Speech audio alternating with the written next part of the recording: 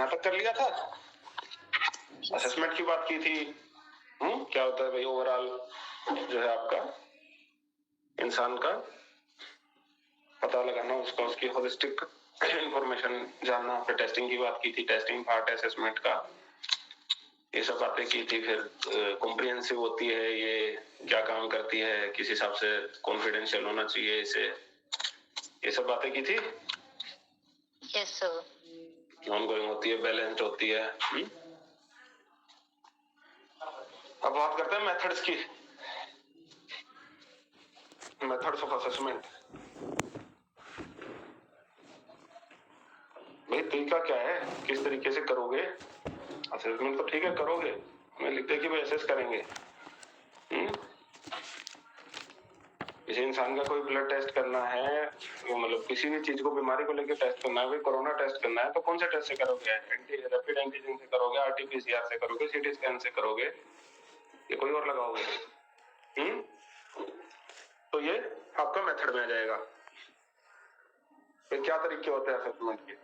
सामने वाले की, जो आपका सब्जेक्ट है, जो आपका क्लाइंट है, पेशेंट तो नहीं कहेंगे, वो आपके पास आता है, उसको कोई प्रॉब्लम है, उसके बारे में जानोगे कैसे? तो कुछ तरीके हैं, 2-4 तरीके हैं जो यहाँ पे बात हुई है। पहला इंटरव्यू। क्या समझते हो इंटरव्यू से? सर फेस टू फेस करना। Face to face sir face to face types होते हैं, फोन पे भी कर सकते हो, इंटरव्यू मेल के थ्रू भी ले सकते हैं। चलो, तो वो तो उसमें ये होता है कि दो लोगों के बीच में कॉन्वर्सेशन होती है, और दो लोगों के बीच में होती है सिर्फ? सर मोस्टली ऐसा ही होता है कि दो ग्रुप भी हो, ऐसा भी हो सकता है कि एक इंटरव्यूअर और बहुत सारे इंटरव्यूई हो, ग्रुप हो एक। बिल्कुल, मतलब ये कॉन्वर्सेशन होती है सर सामने वाले बंदे के साथ, चाहे वो ग्रुप हो चाहे कोई भी हो, और उससे इस कॉन्वर्सेशन से हम ये पता लगाते हैं कि सामने वाला है वो, उसकी क्या क्या एबिलिटीज है, अगर उसको कुछ प्रॉब्लम है, मतलब प्रॉब्लम तो नहीं बेसिकली, बट उससे क्या कुछ, मतलब उसके अंदर एबिलिटीज हैं, या फिर क्या कुछ उसका इंटरेस्ट एरिया है, और क्या कुछ इस तरीके की चीजें पता लगाते हैं। इसके टाइप्स हैं स्ट्रक्चर्ड और अनस्ट्रक्चर्ड। स्ट्रक्चर्ड में तो जो क्वेश्चंस होते हैं ना, वो पहले से ही प्री प्रिपेयर्ड क्वेश्चंस होते हैं, और वो उसको सामने वाले से पूछे जाते हैं, या फिर एक जैसे टेस्ट के फॉर्म में उसको दिया जाता है, और उसको वो मार्क करने होते हैं। और अनस्ट्रक्चर्ड में ऐसा होता है कि हम उसको, मतलब at the point of time अगर हमें लग रहा है कि कुछ चीजें छूट गई हैं, या फिर अगर कुछ सिचुएशन के अकॉर्डिंग हम अपने आप से भी पूछ सकते हैं। और स्ट्रक्चर्ड में मोस्टली जो आंसर टाइप होता है वो ऑब्जेक्टिव होता है, एमसीक्यू टाइप, और अनस्ट्रक्चर्ड में हम वो अच्छे से एक्सप्लेन भी कर सकते हैं अपने अकॉर्डिंग। ठीक है भाई, और कोई भाई कुछ और एड अप करना चाहे? सर स्ट्रक्चर्ड इंटरव्यू में सब कुछ प्री प्लान होता है, और अनस्ट्रक्चर्ड में मतलब कुछ भी प्लान नहीं होता, सिचुएशन के अकॉर्डिंग एट अ टाइम उनसे सवाल जवाब किए जाते हैं। जबकि स्ट्रक्चर वाले में पहले से ही उनका टेस्ट रेडी होता है, उनके आते ही उनको दे दिया जाता है, फिर वो फिलअप करते हैं। ठीक है। और सर जो सर इंटरव्यू होता है वो इंडिविजुअल टू इंडिविजुअल भी ले सकते हैं, इंडिविजुअल टू ग्रुप भी ले सकते हैं, और ग्रुप टू इंडिविजुअल भी ले सकते हैं, और ग्रुप टू ग्रुप भी ले सकते हैं। ठीक है, बढ़िया, मेरा काम आसान कर दिया आप लोगों ने, कुछ छोड़ा ही नहीं इसमें। इससे अगली स्लाइड भी यही था।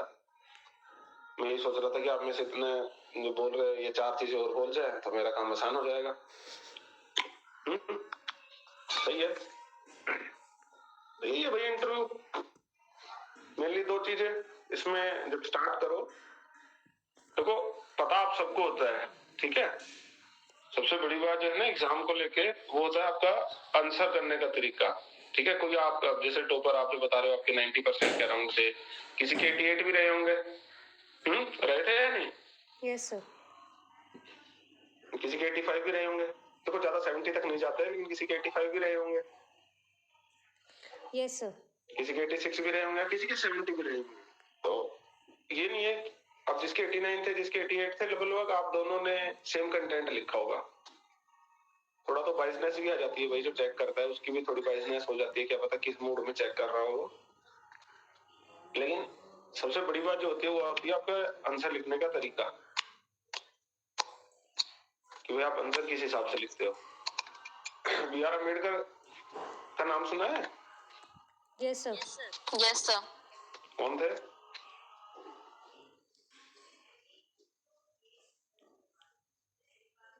सर उन्होंने ये रिजर्वेशन दी थी कि वो उनकी कास्ट थोड़ी सी लो थी, तो संविधान लिखा था सर, संविधान के संविधान लिखा था भाई, पूरा संविधान लिखा। रिजर्वेशन तो उसका एक बहुत छोटा पार्ट है, हमारे देश का संविधान उन्होंने ही लिखा था।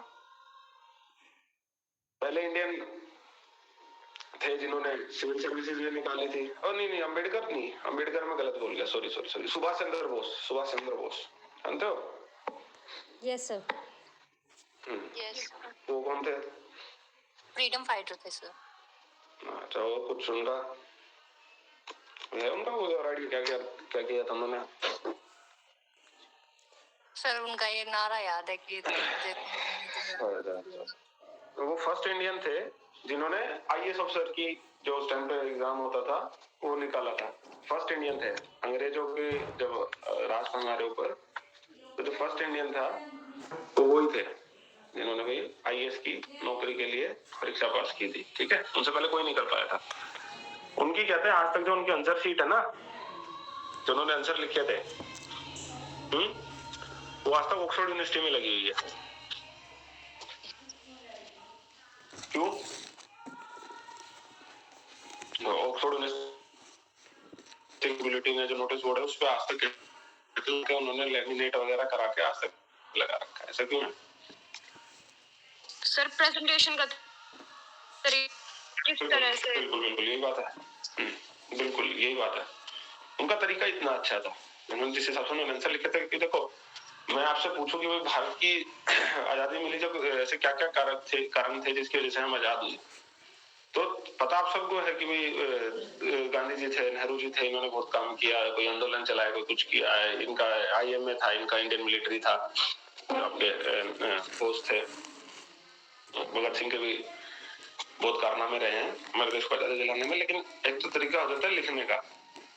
तो अगर मान लो यही क्वेश्चन आपके पास आए, मेथड्स ऑफ असेसमेंट, तो मान लो इंटरव्यू लिख रहे हो, तो थोड़ा मतलब कभी भी आंसर देते टाइम, मैं इसी क्वेश्चन के लिए नहीं कह रहा, बाकी सब क्वेश्चंस के लिए भी, अगर बड़े मतलब ज्यादा नंबर का कोई क्वेश्चन आता है, कितने मार्क्स के क्वेश्चन आते हैं आप लोगों के अभी? 20 के? 12। अच्छा, 12 मार्क्स के क्वेश्चन आते हैं, तो 12 मार्क्स के क्वेश्चन कभी भी टू द पॉइंट मत स्टार्ट करना। ठीक है, जैसे इंटरव्यू के बारे में ये नहीं कि 2 लाइनें लिख दी और उसके बाद स्टार्ट कर दिया। इंटरव्यू के बारे में बता दो भाई क्या होता है। बोले तो कि भाई एक मेथड ऑफ असेसमेंट है जो कि काम आता है एक्सट्रैक्शन ऑफ इंफॉर्मेशन के लिए। अब इसमें मेनली उसके बाद 2 चीजें होती है, एक तो होता है इंटरव्यूअर, एक होता है इंटरव्यूई, जो आप लोगों ने बताया। इंटरव्यूअर सवाल पूछता है, इंटरव्यूई जवाब देता है।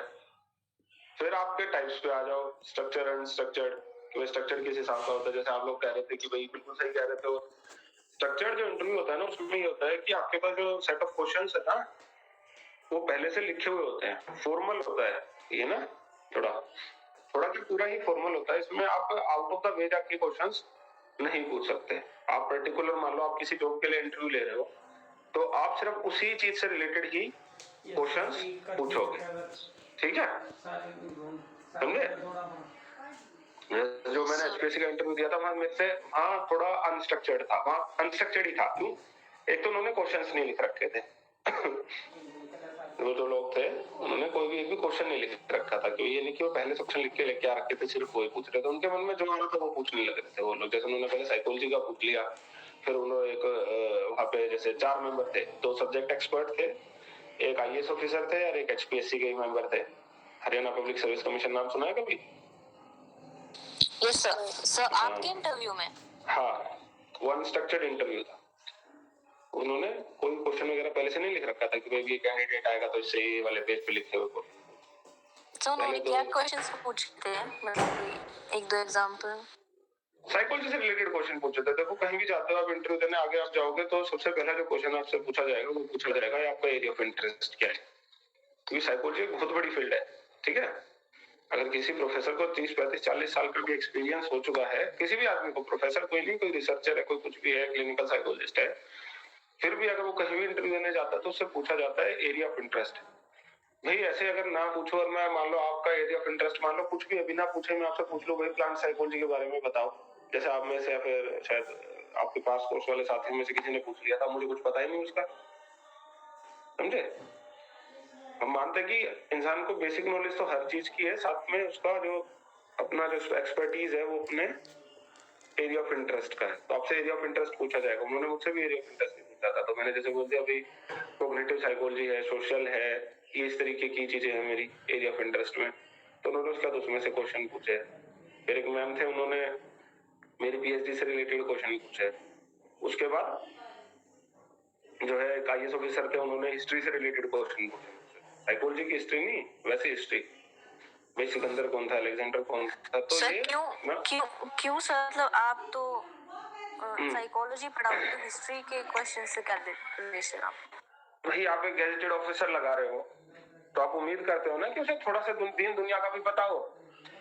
मतलब थोड़ा बहुत पूछते ना, ज्यादा डिटेल में तो नहीं पूछते ना। अरे वो उनका ये अफसर थे, वो भाई 30-35 साल, मतलब उनको लग रहा था कि हाँ उनको 20-25 साल सर्विस में हो चुके हैं, तो थोड़ा वो अपना ज्ञान भी दिखाएंगे ना कि मुझे भी ज्ञान है। मुझे कहीं से पैनल में बैठाया जाएगा तो मैं भी कोशिश करूंगा कि मैं ये चीज भी पूछूं कि जो मेरे को ज्यादा अच्छे से पता है। उनका एरिया ऑफ इंटरेस्ट, उनका जो सब्जेक्ट से सुना होगा ना यूपीएससी में ऑप्शनल पेपर होता है, उसमें उनका हिस्ट्री रहा होगा, क्योंकि जो भी मेरे बाकी साथी भी गए थे वो कहते कि यार सब ये ना जो है हिस्ट्री से ही पूछ रहे हैं। उन्होंने नेपोलियन पूछा मेरे से, सिकंदर अलेक्जेंडर का ग्रेट पूछा, तैमूर लांग पूछा, और एचपीएससी वाले थे उनको कि भाई लोकसभा में कितनी डिप्टी स्पीकर को है। तो ये ठीक है, ये आपको बताने के लिए बता रहा हूँ, ये नहीं कि क्वेश्चन आप लिखने लग जाओ। हो सकता है कि आप में से कोई अगर वहां तक पूछे, इनफैक्ट मैं तो चाहूंगा सभी पूछे, तो जरूरी नहीं है कि यही क्वेश्चन पूछे जाएंगे, ठीक है सर। आप मतलब हरियाणा में अगर इंटरव्यू दे रहे हो तो ये होगा, या मतलब कहीं पे भी दे रहे हो तो? कहीं पे भी दे रहे हो, अगर किसी जॉब के क्लास 2 या क्लास 1, क्योंकि अभी जो हमारी जॉब है वो क्लास 2 की है, ऑफिसर लाइन है, तो इसमें उम्मीद की जाती है आपसे कि आपको थोड़ा सा दीन दुनिया का पता होना चाहिए। ये नहीं है कि भाई आप सिर्फ साइकोलॉजी में घुस के रह गए, जो आपका अपना सब्जेक्ट एक्सपर्ट है सिर्फ उसी में ही रह गए। थोड़ा सोसाइटी में क्या चल रहा है, जैसे मेरे एक तो साथी से पूछ लिया था भाई अमेरिका में उन दिनों में वो जो निगरों की हत्या नहीं कर दी थी पुलिस वाले ने, उस सब का सीन चल रहा था।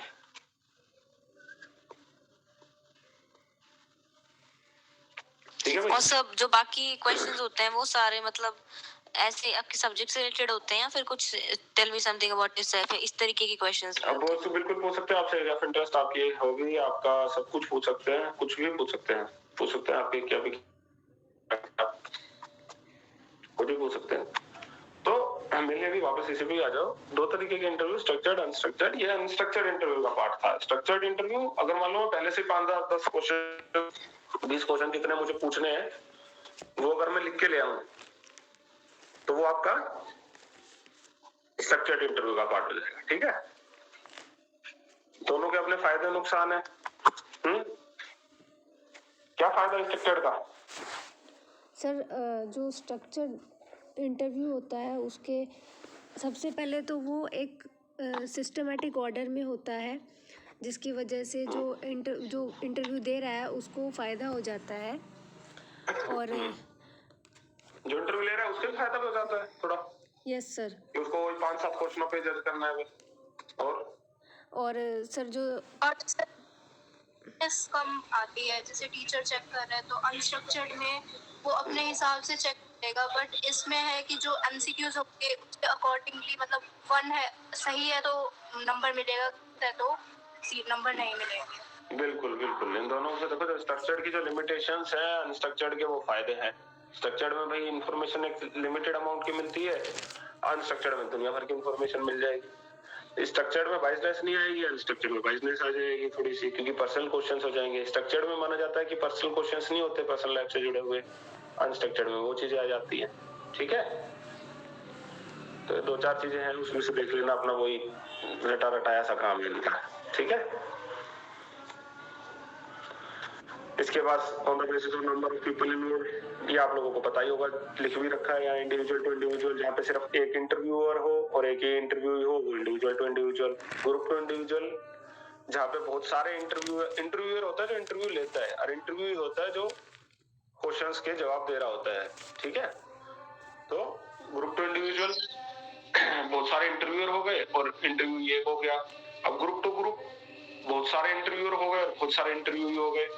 इंडिविजुअल टू ग्रुप इंटरव्यूअर एक हो गया, जो है ग्रुप बहुत सारा वाला हो गया, मतलब जो आंसर देने वाले जो इंटरव्यू हैं वो बहुत सारे हो गए। अब मैंने जो बताया मेरा कौन से टाइप में आता है, जिस तरीके का मेरा था group to individual sir, group to group मेरा ग्रुप टू ग्रुप था, मैं ग्रुप हूँ। सर आपने कहा था कि आप टू इंडिविजुअल लोग थे, तो भाई एक बार में तो एक ही आदमी बैठा था ना, तो आपने एक बार में मेरे साथी से पूछा तो मुझे लगा आपके साथ भी कोई और होगा। हाँ नहीं, हाँ आप इस तरीके की जॉब में जाओगे, इनफैक्ट कहीं भी जाओगे तो वहाँ पे 1 to 1 होता है। तो सर ये पैनल इंटरव्यू में आएगा? हाँ, ये पैनल डिस्कशन में आ जाएगा, जो है ना बहुत सारे जो बैठे रहते हैं ना, जैसे अगर आपने किसी ने एसएसपी का नाम सुना हो, जब बहुत सारे लोगों का इकट्ठा इंटरव्यू करना होता है ना, तो उनसे पैनल डिस्कशन किया जाता है कि यही ठीक है, सबको एक बार एक एक करके कितने लोगों को बुलाएंगे बार बार। तो ये होता है कि सब लोगों को बैठा दिया जाता है, उसमें पैनल डिस्कशन हो जाता है, साथ में उसमें ग्रुप डिस्कशन भी हो जाता है। पता चल जाता है भाई इंसान में जैसे कोई भी टॉपिक दे दिया, जैसे भाई फिलहाल देश में कि किसानों का मुद्दा बहुत ज्यादा चल रहा है, तो ये टॉपिक मान लो दे दिया भाई उठा के कि भाई चलो इस पे बहस करो, तो इंटरव्यूअर देख लेगा कि भाई जो भी लोग बोल रहे हैं इस पे कि किसमें इतने अच्छे, मतलब कौन अपने बात को सही से रख पा रहा है, कौन अपना पॉइंट सही तरीके से वैलिड कर पा रहा है। ये आपका पैनल डिस्कशन हो गया। ठीक है,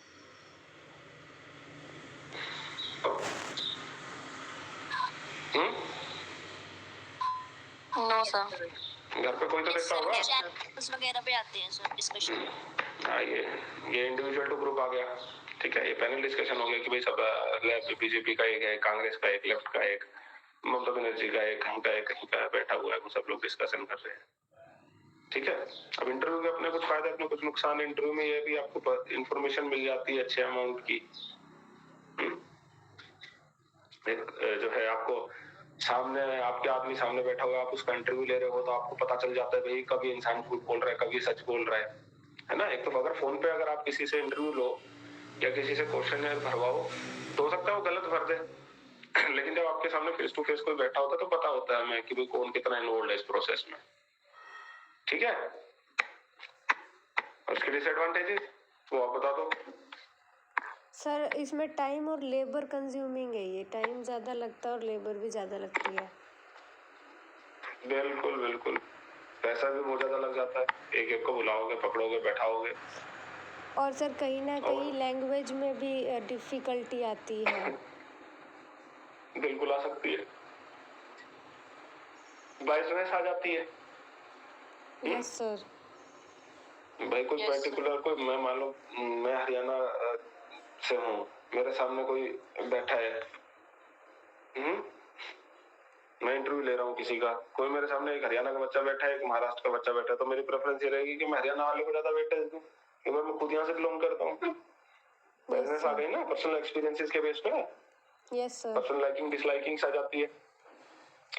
और कुछ लोग तो होते भी इतने चंट है, इंटरव्यू के पार्ट में बोल रहा हूँ कि उनके सामने चाहे आप कुछ भी कर लो, उन लोगों का आप झूठ नहीं पकड़ सकते, तो इंटरव्यू में भी वो बहुत धड़ल्ले से झूठ बोल जाते हैं। ठीक है, क्योंकि कॉन्फिडेंस इतना शो कर देते हैं। ये एस्पिरेंट्स मूवी देखी आपने, वेब सीरीज? No sir. नहीं देखी, यूट्यूब पे है, देखो। कौन सी?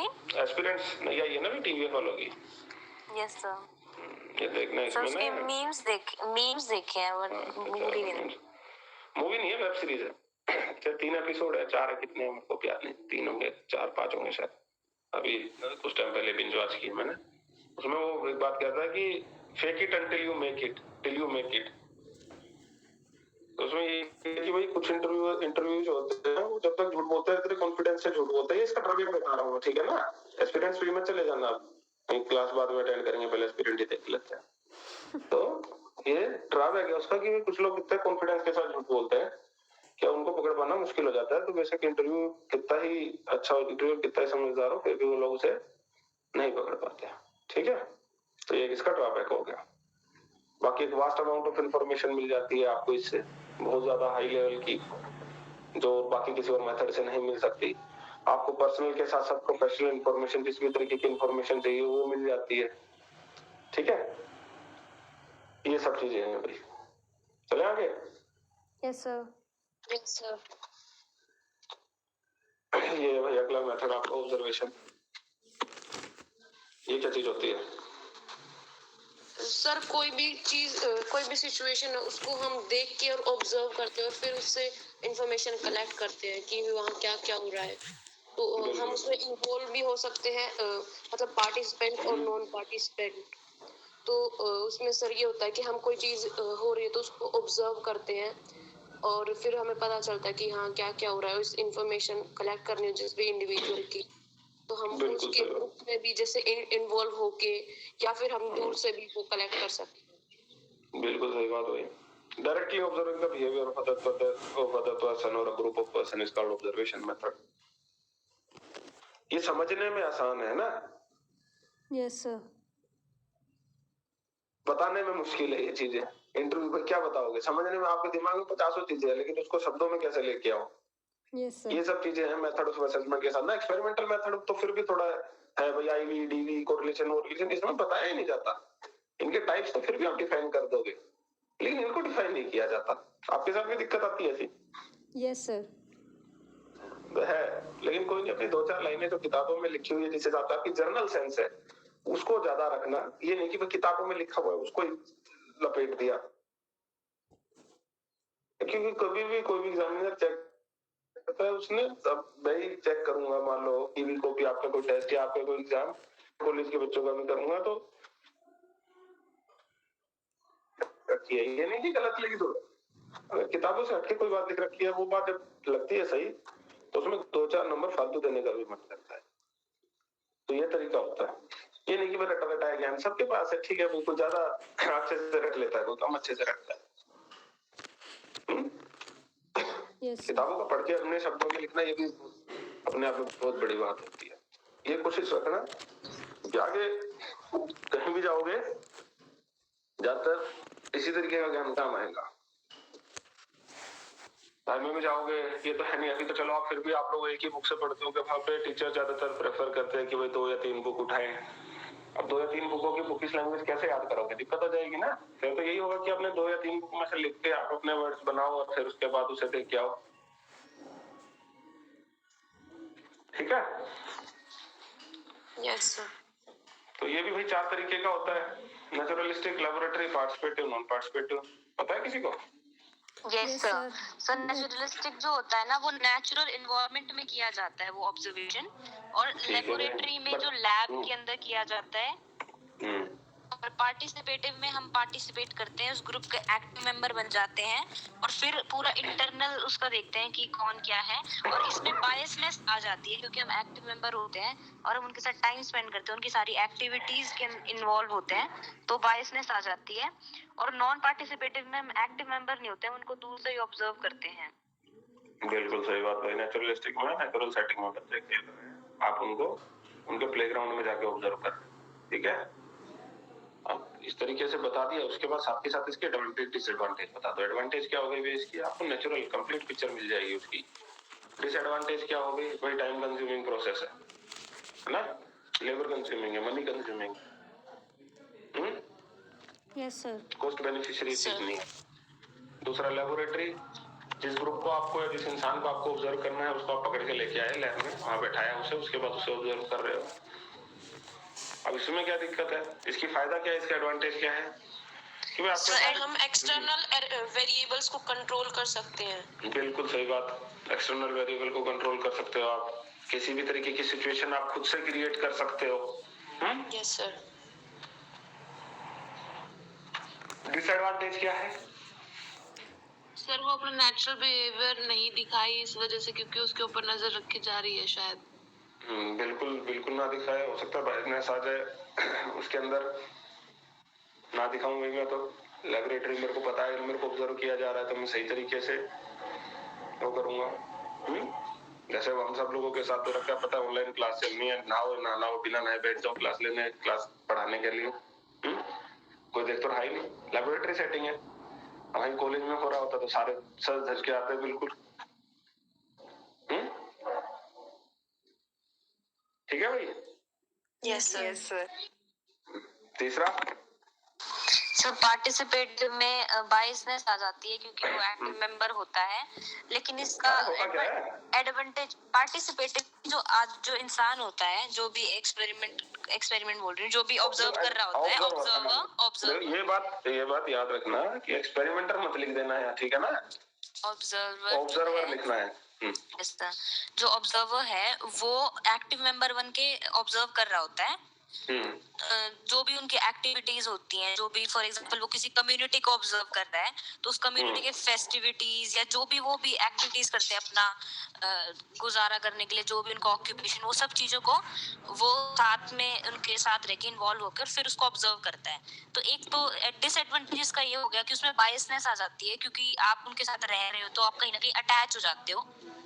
और डिसएडवांटेज सर इसका ये होता है कि एडवांटेज इसका ये होता है कि क्योंकि हम बहुत ज्यादा इन्वॉल्व हैं तो हम बिल्कुल अच्छे से उस चीज को ऑब्जर्व कर पाएंगे, उनके इंटरनल चीज सब कुछ अच्छे से ऑब्जर्व कर पाएंगे, तो हमें बहुत ज्यादा नॉलेज हो उसमें से बहुत ज्यादा। पार्टिसिपेटिव में यही है कि भाई आप खुद जिस भी टीम को, जिस भी इंसान को आपको ऑब्जर्व करना है, आप उसके सामने रहने लग जाते हो और उसके बाद उसे ऑब्जर्व करते हो। एडवांटेज वही कि भाई एक ओवरऑल पिक्चर मिलेगी, बिल्कुल क्लियर पिक्चर मिलेगी, आपको पता चल जाएगा। वो तो ये है ही। मान लो किसी इंसान को आप ऑब्जर्व कर रहे हो, आप उसके साथ लड़ाई होगी, फिर थोड़ी ना आप उसे सही तरीके से रेट करोगे, या आपके उसके साथ दोस्ती जो है थोड़ा लूज मार्किंग कर दोगे, आपके उसके साथ बसोगे किसी बात पे, उसे नहीं पता कि आप ऑब्जर्व कर रहे हो, सिर्फ मान लो हो गई, तो फिर आप उसे लूज मार्किंग के थ्रू या फिर हार्ड मार्किंग के थ्रू गलत रेट कर सकते हो। इसके बाद non participative, sir non participant में ये होता है कि हम दूर से ही ऑब्जर्व करते हैं, उसमें पार्टिसिपेट नहीं करते ग्रुप में। सर इसकी एडवांटेज तो ये होती है कि इसमें बायसनेस नहीं आती, बिल्कुल न्यूट्रल स्टडी करते हैं हम। और डिसएडवांटेज में ये है सर कि डीप स्टडी नहीं हो पाती, मतलब जो हमारे सामने दिख रही सिचुएशन सिर्फ वही ऑब्जर्व कर सकते हैं, उसके जो इंटरनल इंफॉर्मेशन है वो नहीं मिल सकती। बिल्कुल सही बात है। और सर ये इसकी डीमेरिट ये भी है कि अननेचुरल है स्टडी है और अनरियल भी हो सकती है, क्योंकि हमें क्या दिख रहा है वो अगले पे डिपेंड है क्या दिखा रहा है। बिल्कुल हो सकता है भाई, अगर उसको पता चल गया कि भाई मेरे को तो ऑब्जर्व कर रहे हैं ये, तो फेकिंग गुड या फेकिंग बैड कर सकता है वो। आगे पढ़ेंगे फेकिंग गुड या फेकिंग बैड क्या होता है। Yes sir.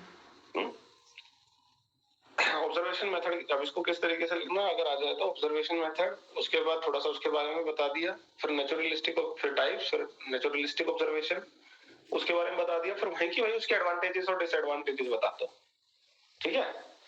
और फिर ये सब कुछ इसके चारों तरीके बताने के बाद एंड में, बिल्कुल एंड में, ऑब्जर्वेशन मेथड के एडवांटेजेस और डिसएडवांटेजेस। अभी तक तो आपने इन चारों के एडवांटेजेस डिसएडवांटेजेस बताई थी, एंड में ऑब्जर्वेशन मेथड की एडवांटेजेस डिसएडवांटेजेस। कोई अलग से एडवांटेज डिसएडवांटेजेस नहीं है, इनमें से ही है। ऑब्जर्वेशन मेथड की वही एडवांटेजेस है जो नेचुरलिस्टिक या लेबोरेटरी की या पार्टिसिपेटिव या नॉन पार्टिसिपेटिव की है, और साथ में उसकी भी डिसएडवांटेज भी वो की वही है, ठीक है।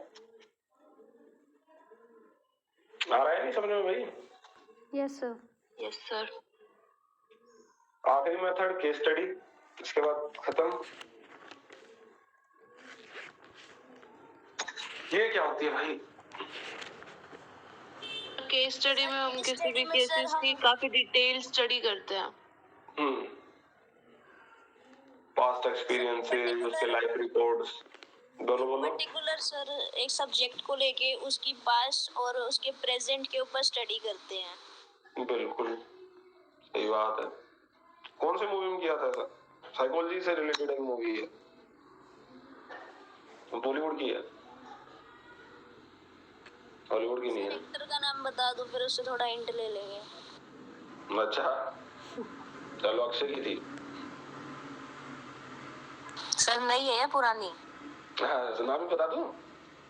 भूल भुलैया सर। हाँ बिल्कुल, क्या है ना मूवी, कौन सा डिसऑर्डर होता है उसमें उसको? Multi personality disorder, double personality disorder. Double नहीं होता भाई कोई word, multiple personality disorder. Multiple personality disorder होता है, मल्टीपल पर्सनैलिटी डिसऑर्डर बड़ा खतरनाक है और कोई इलाज नहीं है इसका। आगे आप कभी क्लिनिकल पढ़ोगे ना तो आपको DSM पढ़ना पड़ेगा, सुना है कभी DSM? No sir. अमेरिका का है, डायग्नोस्टिक एंड स्टैटिस्टिकल मैनुअल। उसने 5 एक्सिस के डिसऑर्डर बताए हैं। तो जो एक्सिस 2 पे है ना, जैसे एक्सिस 1 पे तो क्लिनिकल डिसऑर्डर आ गए आपके, OCD हो गया और आपके एंजाइटी, डिप्रेशन, हाइपोमेनिया हो गया, ये सब चीजें आपके क्लिनिकल डिसऑर्डर है। एक्सिस ऐसे ही करके इसने 5 एक्सिस बता रखे, axis 1, axis 2, axis 3, axis 4, axis 5। Axis ध्रुव, तो एक्सिस 2 पे 2 तरीके के डिसऑर्डर बता रखे हैं जिनका आज तक दुनिया में कोई इलाज नहीं। कौन कौन से हैं सर? एक तो मल्टी पर्सनालिटी डिसऑर्डर है, एक तो पर्सनालिटी डिसऑर्डर है, पर्सनालिटी डिसऑर्डर है। देखो multiple personality disorder personality disorder के अंदर आता है। तो पर्सनालिटी डिसऑर्डर है, पर्सनालिटी डिसऑर्डर 10 तरीके के हैं कम से कम, 10 से भी ज्यादा तरीके के हैं, 10 तरीके के तो है ही है। और दूसरा कौन सा है? Mental retardation. बदकिस्मती से आज तक इन दोनों चीजों का इस दुनिया में कोई इलाज नहीं है। अमेरिका अभी आप लोग आगे जाओगे जब पढ़ोगे, एक लेडी के अंदर कितनी, मतलब एक इंसान के अंदर क्या सोचते हो कितनी पर्सनैलिटी हो सकती है? सर मैक्सिमम एक इंसान के अंदर 94 थी एक पे। हाँ भाई। कितनी पर्सनैलिटी का इलाज करोगे? एक का इलाज हो जाएगी, दूसरी का करोगे, तीसरी हो जाएगी, फिर पहली रिलैप्स कर जाएगी। सर एक और मूवी है सर बॉलीवुड की अपरिचित, उसमें भी यही होता है सर। बिल्कुल, उसमें उसके अंदर 3 होती है, 3 होती है, 4 होती है, 3 होती है ना? 4 होती है सर, 4 होती है। Sir breathe in the shadows जो वेब सीरीज है उसमें भी मल्टीपल पर्सनालिटी डिसऑर्डर। हाँ बिल्कुल वही अभिषेक बच्चन की आई थी, सही कह रहे हो, सेकंड सीजन था ना। सर ये तो हम लोग वैसे भी मतलब रियल लाइफ में अपनी पर्सनालिटीज चेंज करते रहते हैं सिचुएशन के अकॉर्डिंग। वो चीज नहीं है। देखो अब आप यही फर्क है पर्सनैलिटी डिसऑर्डर होने में और पर्सनैलिटी को थोड़ा बहुत चेंज करने में। अब आप जिस तरीके से मुझसे बात कर रहे हो उस तरीके से हमने दोस्तों से तो बात करते नहीं, या जिस तरीके से हमने दोस्तों से बात करते हो उस तरीके से मुझसे नहीं करते। क्योंकि मैं आपका टीचर हूँ, आपके दोस्त हो, आप अपने पेरेंट्स से अलग तरीके से करते हो, तो ऐसे क्या तो कि भाई ये तो पर्सनैलिटी का चेंज हो रहा है हमारा। लेकिन आपको पता है ना कि आपकी पुरानी चीजें क्या है, पुरानी पर्सनैलिटी क्या है। पर्सनैलिटी डिसऑर्डर में तो इंसान को पता ही नहीं होता कि इसके अंदर कोई दूसरा इंसान घुसा बैठा है, समझे? मतलब सर उसको चीज से बिहेव किया, थोड़ा टाइम बाद उसको पता ही नहीं होगा कि उसने क्या किया। नहीं पता होगा उसे, बिल्कुल भी नहीं पता होगा। मुझे उसे कहाँ पता था कि उसके अंदर दूसरी पर्सनैलिटी भी है कोई। एक बार में एक पर्सनैलिटी हावी होती है, उसके बाद दूसरी पर्सनैलिटी भूल जाता है वो इंसान कि उसके अंदर ये दूसरी पर्सनैलिटी भी है। उसे नहीं पता होता, आपको तो पता होता है ना कि भाई सब इसका कोई भी ट्रीटमेंट नहीं, मतलब नहीं पर्सनैलिटी डिसऑर्डर का नहीं कोई ड्रग्स वगैरह देके भी नहीं। आप इनकी इंटेंसिटी कम कर सकते हो, आप इनकी अकरेंस इनकी कम कर सकते हो, थोड़ा ड्यूरेशन है वो थोड़ी कम कर सकते हो, लेकिन आप ये कह दो कि 100% क्योर है तो आज तक नहीं हो पाया है।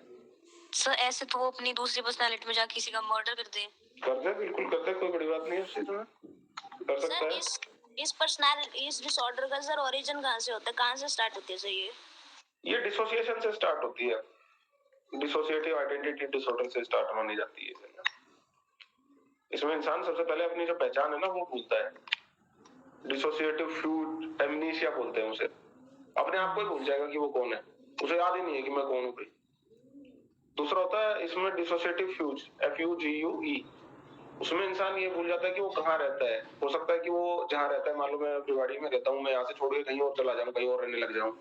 मैं जयपुर चला गया, 3 साल रहा, फिर अचानक मुझे याद आया अरे यार मैं तो रेवाड़ी से बिलोंग करता हूँ, मेरे को तो वापस जाना चाहिए। ठीक है, तो एमनीशिया अपनी पर्सनैलिटी भूल रहा है, दूसरी जगह जाके रहने लग जाएगा, दूसरे नाम के साथ, दूसरी आइडेंटिटी के साथ। धीरे धीरे करके फिर उसमें वो चेंजेस आएंगे। फिर 2 पर्सनैलिटी तो हो ही गई आपकी, फिर हो सकता है कि और भी आ जाए, तो एक से ज्यादा होते हैं तो फिर वो मल्टीपल में आ गया। ठीक है, क्योंकि ड्यूल या डबल पर्सनैलिटी कुछ नहीं होता, सीधा मल्टीपल पर्सनैलिटी होता है। सर ये ट्रॉमा की वजह से भी हो सकता है ना, जैसे बिल्कुल हो चाइल्डहुड में सकता है। किसी के साथ कोई ऐसी सिचुएशन हुई हो उसकी वजह से उसको बिल्कुल पर्सनालिटी हो सकता डिसऑर्डर है। हो जाए। बिल्कुल हो सकता है। उस जो बुलबुलैया थी उसमें यही था, ट्रॉमा ही तो हुआ था उसके साथ एक तरीके से, याद हो तो अगर किसी को। Yes sir. तो उसके बाद फिर उसको सारी केस हिस्ट्री लेने जाता है ना, केस स्टडी करता है ना, तो उसके साथ अपने दोस्त के साथ जाता है, वो सब उसके बारे में जानने उसके स्कूल में जाता है। तो केस स्टडी में क्या लिखोगे, in depth study of the individual और द गुरु। इन डेप्थ शब्द मत भूल जाना इसमें लिखना। हर एक चीज की स्टडी की जाती है इसमें ना, ताकि एक ओवरऑल पिक्चर मिल सके। किसी बच्चे में कोई दिक्कत है तो फिर उसके पेरेंट्स से बात की जाएगी, उसके स्कूल वालों से बात की जाएगी, उसके टीचर से बात की जाएगी, उसके फ्रेंड से बात की जाएगी, उसकी सोशल मीडिया चेक की जाएगी, सब कुछ चेक किया जाएगा। जब आप एक कंप्लीट कॉम्प्रिहेंसिव स्टडी करते हो किसी भी इंसान की या किसी भी ग्रुप की, उसके बारे में इंफॉर्मेशन जानने के लिए, तो आप उसे केस स्टडी कहते हैं। ठीक है सर जो शिज़ोफ्रेनिया डिसऑर्डर होता है कुछ, वो पर्सनालिटी डिसऑर्डर में नहीं, आएगा? अलग है, नहीं, अलग है। स्किज़ोफ्रेनिया अलग है, स्प्लिट पर्सनालिटी है वो अलग चीज है थोड़ा इससे ना। Entire split of the personality, उसमें तो पर्सनालिटी टूट जाएगी आपकी सारी, अलग अलग तरीके की। आपको जैसे आपने पढ़ा है, किसी ने अगर सुना हो, ग्रेंडियोसिटी हो जाती है किसी को, कोई परसिक्यूशन होने लग जाते हैं, कोई आवाजें सुनाई देने लग जाती है किसी को ये लगता है मैं भगवान हूँ, किसी को ये लगता है कि मेरे को कोई जो मेरे पेट में कोई जहर है, इस तरीके से ऑडिटरी हेलुसिनेशंस होने लग जाते हैं। ये सब चीजें हैं। Entire split of the personality schizophrenia है ना। उसको पहले उसका कुछ और नाम था, नाम मेरे को फिलहाल याद नहीं आ रहा, क्या नाम था उसका, शायद डिमेंशिया प्रिकोस नहीं था, कुछ और नाम था शायद, अभी नाम याद नहीं आ रहा उसको, पहले कुछ और नाम था। तो उसमें आपकी जो पर्सनैलिटी है वो टूट जाती है, इसमें पर्सनैलिटी वो मल्टीपल हो जाती है पर्सनैलिटी डिसऑर्डर। ठीक है, हाँ भाई, हाँ या ना? Yes sir. समझ में आ रहा है या नहीं? Yes sir.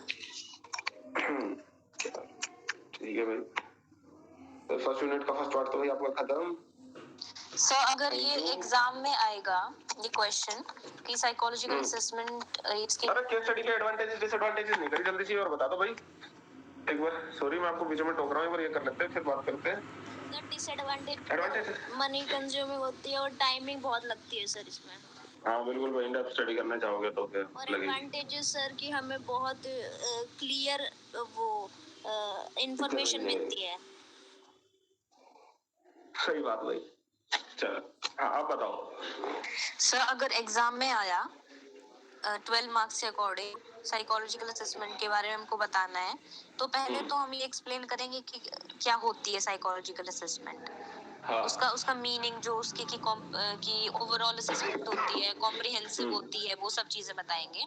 फिर उसका पर्पस, हाँ बिल्कुल, फिर उसका प्रिंसिपल, मतलब जिस सीरीज में आपने बताया ऐसे ही, जैसे आपने तो सिर्फ हेडिंग इस तरीके से बता दोगे तो मोर देन एनफ हो जाएगा जिस हिसाब से चल रहे हैं ना।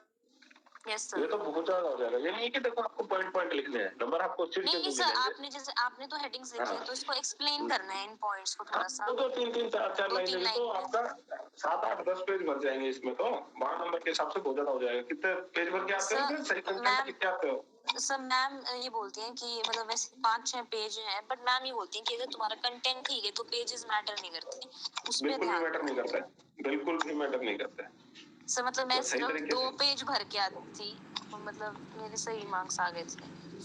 चलो ठीक है, बहुत अच्छी बात है। अपना कंटेंट जो है वो सही रखना। इंटरव्यू में ये नहीं है कि भाई आप इंटरव्यू लिख रहे हो स्ट्रक्चर्ड का अनस्ट्रक्चर्ड में लिख दिया, अनस्ट्रक्चर्ड का स्ट्रक्चर्ड में लिख दिया, एडवांटेजेस की जगह डिसएडवांटेजेस लिख दी, डिसएडवांटेजेस की जगह एडवांटेजेस लिख दी। जंबल अप भी मत करना और गलत भी मत लिख देना कुछ भी। तो मतलब यही चीजें ऐड करनी है ना इनमें, और तो मतलब मीनिंग नेचर में ये चीजें हैं। मीनिंग नेचर में बस बहुत ज्यादा हो जाएगा ये मेथड, तो बस इसमें तक आपका वैसे मेथड एक अलग टॉपिक बनता है, लेकिन फिर भी नेचर एक बहुत बड़ा जो है कंसेप्ट है अपने आप में ना। सर तो मेथड्स को सिर्फ ब्रीफ में एक्सप्लेन कर दे तो ठीक रहेगा ना, मतलब ये हाँ बिल्कुल, नहीं नहीं नहीं, ज्यादा डिटेल में नहीं। अपने जैसे आपने इंटरव्यू लिखा, इंटरव्यू के बारे में 2 लाइनें लिखी, टाइप्स लिखे, स्ट्रक्चर्ड लिखा, स्ट्रक्चर्ड के बारे में 2-3 लाइनें लिखी, वहीं के नीचे उसके एडवांटेजेस डिसएडवांटेजेस, फिर अनस्ट्रक्चर्ड, फिर उसके एडवांटेज उसको बताया, फिर उसके एडवांटेजेस, उसके डिसएडवांटेजेस, फिर वो on the basis of number of people जो अलग स्लाइड पे है उसके बारे में बताया कि भाई 4 तरीके का होता है, इंडिविजुअल टू इंडिविजुअल, एक इंटरव्यू और एक इंटरव्यू। इससे ज्यादा मत घुसना, ठीक है ना? Okay sir. ये नहीं कि मैं सब कुछ लिखने लगे कहीं एक ही क्वेश्चन में रह जाओ, बाकी क्वेश्चन कर ही ना पाओ। ठीक है? Okay sir. और बताओ भाई।